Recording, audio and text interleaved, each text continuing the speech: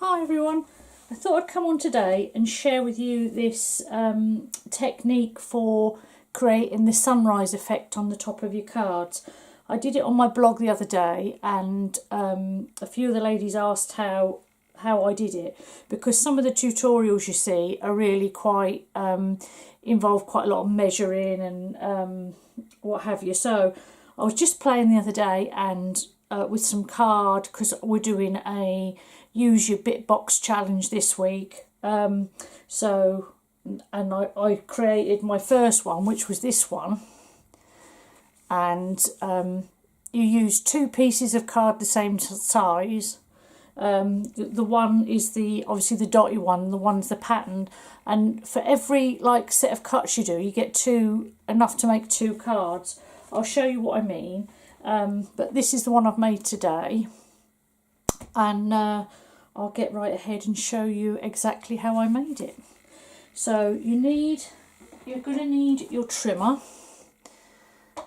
to start with, and you'll need two pieces of card that are like contrasting patterns, or that sort of go together.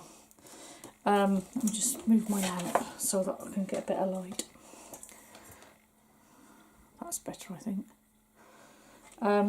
Yeah, you're going to need to. You don't want two crazier patterns together, because that just won't work. But I've got quite a plain one, and then this one's got a bit of sparkle. One's got a light background, one's got a dark. So you want to cut them to exactly the same size. And I cut mine on all of the ones I've done so far, I've cut them to 4 deep and 5 across. And then what you want to do is mark it at the halfway point. So it's always easier to keep it at a number that's easily easily divisible by 2. Right. And then all we're going to do is place this little mark that I've made here in the gutter of the trimmer. And then, so you've got your piece of paper underneath, the right way up, the way you want it to be. And you make sure that little line that you've drawn stays on the centre of that cutting line the whole time.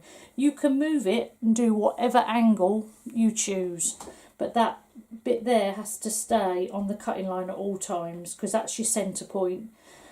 And the other thing I would say is, when cutting, don't cut into the corners. Try and keep the little corner pieces complete. That way it's easier to piece it back together. So we'll make our first cut, and then I'm going to place them down in order on the side of my mat, so that I don't get in a muddle. So then we'll make our second cut, and you can make them as wide or as narrow as you choose. That's the second one. We'll do a bit of a bigger one, so make sure that bit stays in the middle. And then if you go slightly off, I mean, it doesn't really matter, because if you did there, I've put a big old flower in the middle anyway, so I mean, it wouldn't have mattered if it had gone off a little bit. And then we'll go do quite a big one there, but I'm getting close to that corner and I want to keep that corner complete, so I'm now going to go right the other side of that corner. You see what I mean? I've kept the corner there complete. I'll show you. Might be easier for you to see it on that one. It's like the complete corner. And then we'll just keep going round, making sure that bit stays where it's supposed to.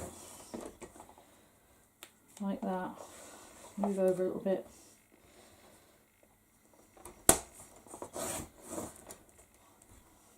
Keeping them in their order. It's so easy. I've been wanting to do one of these cards for a long time, but I can't be doing with faffing with loads of numbers and that these days. Right, we'll go to the other side of that corner.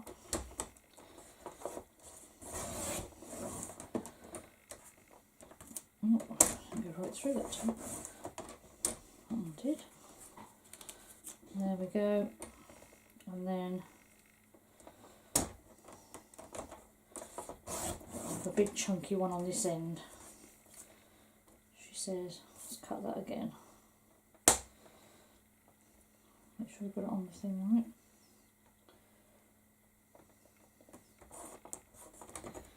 Oh, blade doesn't want to cut. There we go.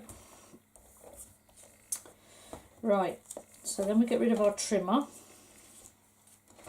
And I can bring in a piece of paper the same size as we cut that, so 4 by 5 I did mine, and then I've covered it with adhesive.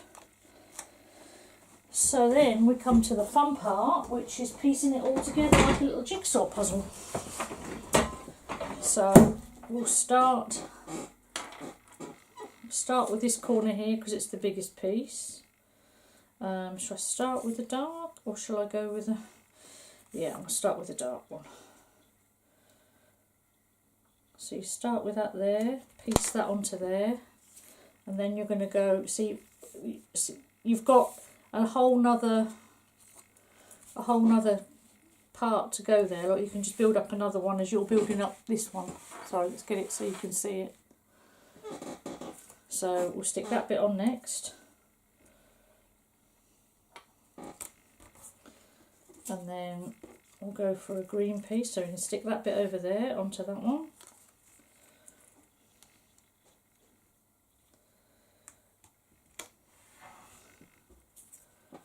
And then we'll have a coloured one.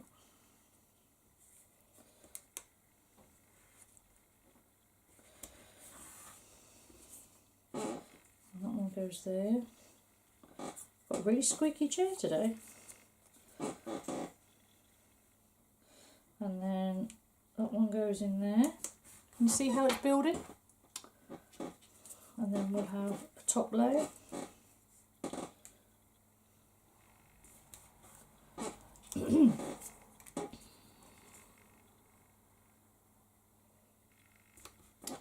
There we go. And then this is where it's easier. What I mean about these corners is that instead of like faffing around trying to get something to meet in the corner, if you've got your corner already there, you don't have to worry about it, as long as you butt them up, right up to each other. So that one's going to go over there. And there. Right, where are we at?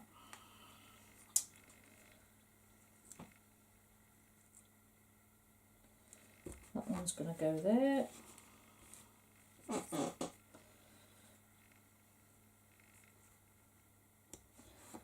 That one's going to go there. And then I did these little tiny bits, didn't I, down here?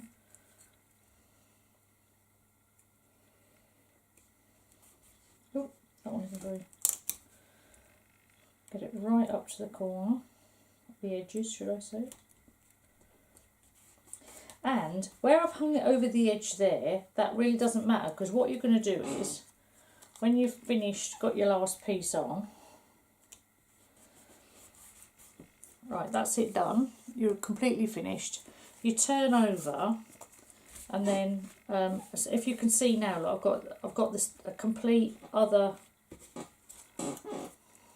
piece to make another one just there. So you get, for every cut you get 2, which is really cool. Now I find this easier with my old-fashioned guillotine, is to bring that in and then just chop off the corners and the sort of like hanging over edges, and then that neatens the whole thing up. So you could actually stick it onto any size bit of paper as long as you trim it up at the end, but that is basically the technique. That is how it's done. So you just cut it to whatever size you like, mark the centre point of the piece of card you're using and have one exactly the same size behind but a contrasting colour. And then hold them together, put that centre point on that gutter of your trimmer, and then just follow that little line all the way round, making little cuts. Honestly, it couldn't be easier. And then all I've done on that one is I've put a tiny mat of white card around it, and then matted it onto green. And then I've put a little border across on this one. I did the same actually on that one there. But you could put ribbon across. And then I've just put my sentiment there. I put thank you there and for your kindness at the bottom. And this one, I love this Tranquil Tide. And I've just put the Merry Christmas at the bottom. You could just stamp your sentiment.